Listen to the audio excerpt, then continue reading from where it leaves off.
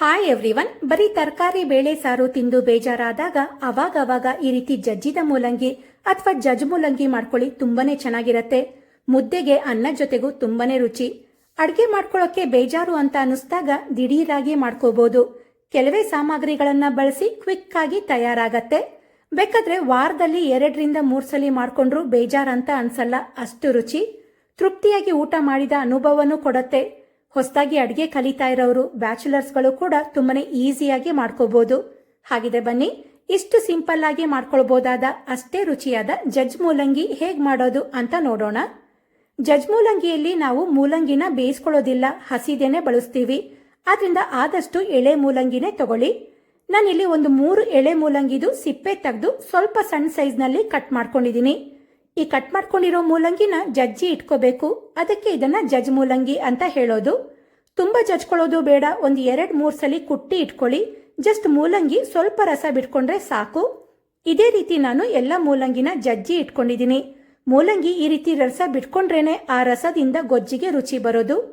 ಈಗ ಗೊಜ್ಜು ಮಾಡ್ಕೊಳ್ಳೋಕೆ ಒಂದು ಮಿಕ್ಸಿ ಜಾರ್ಗೆ ಅರ್ಧ ಹೊಳಕೆಯಷ್ಟು ತುರಿದಿರೋ ಫ್ರೆಶ್ ಕಾಯಿನ ತಗೊಂಡಿದ್ದೀನಿ. ಆದಷ್ಟು ಅವಾಗ ಒಡೆದ ಕಾಯಿನೇ ತಗೊಳ್ಳಿ, ಅವಾಗ ಗೊಜ್ಜು ತುಂಬಾನೇ ರುಚಿಯಾಗಿ ಬರುತ್ತೆ. ನಂತರ ಮೇನ್ ಆಗಿ 1 ಟೀ ಸ್ಪೂನ್ ಜೀರಿಗೆ. ಈ ಜೀರಿಗೆನೇ ಈ ಗೊಜ್ಜಿಗೆ ರುಚಿ ಕೊಡೋದು. ಹಾಗೆ ಸ್ವಲ್ಪ ಬೆಳ್ಳುಳ್ಳಿ ಹಾಕೊಳ್ಳಿ. ಬೆಳ್ಳುಳ್ಳಿ ಹಾಕ್ಲಿಕ್ಕೆ ಇಷ್ಟಪಡದೇ ಇರೋರು ಸ್ಕಿಪ್ ಮಾಡ್ಬೋದು, ಆದರೆ ಸ್ವಲ್ಪ ಬೆಳ್ಳುಳ್ಳಿ ಹಾಕಿದ್ರೆ ಟೇಸ್ಟ್ ಚೆನ್ನಾಗಿರತ್ತೆ. ನಂತರ ಸ್ವಲ್ಪ ಹುಣಸೆ ಹಣ್ಣನ್ನ ಹಾಕೊಳ್ತಾ ಇದ್ದೀನಿ. ಇದಕ್ಕೆ ಜಾಸ್ತಿ ಮೊಸರನ್ನ ಹಾಕ್ತಾ ಇದ್ದೀನಿ, ಅದರಿಂದ ಹುಣಸೆ ಹಣ್ಣನ್ನ ಸ್ವಲ್ಪ ಹಾಕಿದ್ದೀನಿ. ಮೊಸರು ಕಡಿಮೆ ಹಾಕೊಳ್ಳೋದಿದ್ರೆ ಹುಣಸೆ ಹಣ್ಣನ್ನ ಹುಳಿಗೆ ತಕ್ಕನಾಗಿ ಹಾಕೊಳ್ಳಿ. ಹಾಗೆ 2 ಟೀ ಸ್ಪೂನ್ ಹುರಿಗಡಲೆ ಹಾಕೊಳ್ಳಿ. ಇದು ಗೊಜ್ಜಿಗೆ ಸ್ವಲ್ಪ ಮಂದ ಕೊಡತ್ತೆ, ಹಾಗೆ ರುಚಿನೂ ಕೊಡತ್ತೆ. ಖಾರಕ್ಕೆ ಬೇಕಾದಷ್ಟು ಹಸಿಮೆಣಸು, ನಾನಿಲ್ಲಿ 5 ಹಸಿಮೆಣಸನ್ನ ಹಾಕೊಂಡಿದ್ದೀನಿ. ನಂತರ ರುಚಿಗೆ ತಕ್ಕಷ್ಟು ಉಪ್ಪು ಹಾಕಿ ರುಬ್ಬಕ್ಕೆ ಬೇಕಾದಷ್ಟು ನೀರನ್ನ ಹಾಕೊಂಡು ನೈಸಾಗಿ ಗ್ರೈಂಡ್ ಮಾಡ್ಕೋಬೇಕು. ಈಗ ಗ್ರೈಂಡ್ ಮಾಡ್ಕೊಂಡ ಕಾಯಿನ ಒಂದು ಸಪರೇಟ್ ಬೌಲ್ಗೆ ಹಾಕೊಳ್ತಾ ಇದ್ದೀನಿ. ಇದಕ್ಕೆ ಮೊಸರನ್ನು ಕೂಡ ಹಾಕೊಳ್ಳೋದ್ರಿಂದ ನೀರನ್ನ ಸ್ವಲ್ಪನೇ ಹಾಕೊಳ್ಳಿ. ನಂತರ ಜಜ್ಜಿಟ್ಕೊಂಡ ಮೂಲಂಗಿನ ಹಾಕೊಂಡು ಹಾಗೆ 1 ಕಪ್ಪಷ್ಟು ಗಟ್ಟಿ ಮೊಸರನ್ನ ಹಾಕೊಳ್ತಾ ಇದ್ದೀನಿ. ಇದಕ್ಕೆ ಮೊಸರು ಸ್ವಲ್ಪ ಹುಳಿ ಇದ್ರೇನೆ ಟೇಸ್ಟ್ ಚೆನ್ನಾಗಿರತ್ತೆ. ಇದನ್ನೀಗ ನೀಟಾಗಿ ಮಿಕ್ಸ್ ಮಾಡ್ಕೋಬೇಕು. ಹುಣಸೆ ಹಣ್ಣನ್ನ ಜಾಸ್ತಿ ಹಾಕೊಳ್ಳೋದ್ರಕ್ಕಿಂತ ಮೊಸರನ್ನ ಜಾಸ್ತಿ ಹಾಕೊಂಡ್ರೆ ಟೇಸ್ಟ್ ಚೆನ್ನಾಗಿರತ್ತೆ. ಇದನ್ನ ನೀಟಾಗಿ ಮಿಕ್ಸ್ ಮಾಡ್ಕೊಂಡ ನಂತರ ಇದಕ್ಕೆ ಒಗ್ಗರಣೆ ಮಾಡ್ಕೊಳ್ಳೋಣ.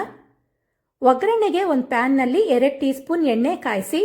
ಎಣ್ಣೆ ಕಾದ್ಮೇಲೆ 1 ಟೀ ಸ್ಪೂನ್ ಸಾಸಿವೆ ಹಾಕಿ, ಸಾಸಿವೆ ಸಿಡಿಲಿಕ್ಕೆ ಸ್ಟಾರ್ಟ್ ಆಯ್ತು ಅಂದ್ರೆ 1/4 ಟೀ ಸ್ಪೂನ್ ಇಂಗು, ತುಂಡು ಮಾಡ್ಕೊಂಡ 2 ಒಣ ಮೆಣಸು, ಕರಿಬೇವು ಹಾಕಿ ಒಂದು 30 ಸೆಕೆಂಡ್ ಫ್ರೈ ಮಾಡ್ಕೊಂಡ್ರೆ ಒಗ್ಗರಣೆ ರೆಡಿ ಆಗತ್ತೆ. ಈ ಒಗ್ಗರಣೆನ ಆರಿಸಿ ಗೊಜ್ಜಿಗೆ ಹಾಕಿ ಮಿಕ್ಸ್ ಮಾಡಿದ್ರೆ ಜಜ್ ಮೂಲಂಗಿನೂ ರೆಡಿ ಆಗತ್ತೆ. ಈ ಜಜ್ ಮೂಲಂಗಿ ತುಂಬಾ ತೆಳುನೂ ಇರಬಾರ್ದು, ತುಂಬಾ ಗಟ್ಟಿನೂ ಇರಬಾರ್ದು. ಆವಾಗಲೇ ಇದು ಮುದ್ದೆಗೆ ಅನ್ನ ಜೊತೆ ಕಲ್ಸ್ಕೊಂಡು ತಿನ್ಲಿಕ್ಕೆ ತುಂಬಾನೇ ಚೆನ್ನಾಗಿರತ್ತೆ. ಆದ್ರಿಂದ ನೀರನ್ನ ಹಾಕೋಬೇಕಾದ್ರೆ ನೀರನ್ನ ನೋಡ್ಬಿಟ್ಟು ಹಾಕೊಳ್ಳಿ. ಈಗ ಜಜ್ ಮೂಲಂಗಿ ರೆಡಿ ಆಗಿದೆ. ಎಷ್ಟು ಈಸಿಯಾಗಿ ಮಾಡ್ಕೊಳ್ಬಹುದಲ್ವಾ ಈ ಜಜ್ ಮೂಲಂಗಿ. ದೊಡ್ಡವರಿಗಂತೂ ಇಷ್ಟ ಆಗೇ ಆಗತ್ತೆ, ಹಾಗೆ ಮಕ್ಕಳು ಕೂಡ ತುಂಬಾನೇ ಇಷ್ಟಪಟ್ಟು ತಿಂತಾರೆ. ಹಸಿ ಮೂಲಂಗಿ ಬಳಸೋದ್ರಿಂದ ಆರೋಗ್ಯಕ್ಕೂ ಕೂಡ ತುಂಬಾನೇ ಒಳ್ಳೇದು. ಹಾಗೆ ನೀವು ಈ ಗೊಜ್ಜಿಗೆ ಏನಂತ ಕರಿತೀರಾ ಅಂತ ಕಮೆಂಟ್ ಮಾಡಿ ತಿಳಿಸಿ. ಈ ಜಜ್ ಮೂಲಂಗಿ ರೆಸಿಪಿ ನಿಮ್ಗೆ ಇಷ್ಟ ಆಗಿದ್ರೆ ವಿಡಿಯೋಗೆ ಲೈಕ್ ಕೊಡಿ, ಶೇರ್ ಮಾಡಿ, ನನ್ನ ಚಾನಲ್ನ ಸಬ್ಸ್ಕ್ರೈಬ್ ಮಾಡ್ಕೊಳ್ಳಿ. ಹಾಗೆ ಇನ್ನು ಇದೇ ರೀತಿಯಾದ ಸಿಂಪಲ್ ರೆಸಿಪಿಗಳಿಗೆ ನನ್ನ YouTube channel, Facebook page, Instagram ಅಕೌಂಟ್ನ ಫಾಲೋ ಮಾಡೋದನ್ನ ಮರಿಬೇಡಿ. Thank you.